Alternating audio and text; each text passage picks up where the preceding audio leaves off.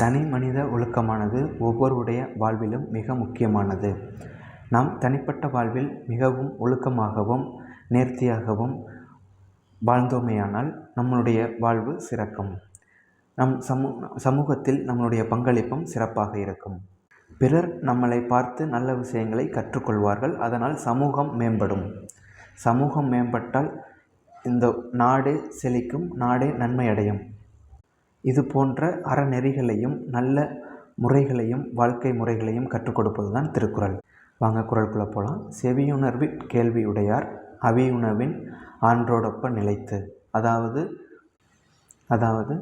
குறைந்த உணவருந்தி நிறைந்த அறிவுடன் விளங்கும் ஆன்றோருக்கு ஒப்பானவர் கேள்வி ஞானம் எனும் செவி உணவு அருந்துவோர் அப்படின்னு சொல்லியிருக்கார். அதாவது பிறர் சொல்கிற நல்ல கூற்றுக்களை நல்ல கருத்துக்களை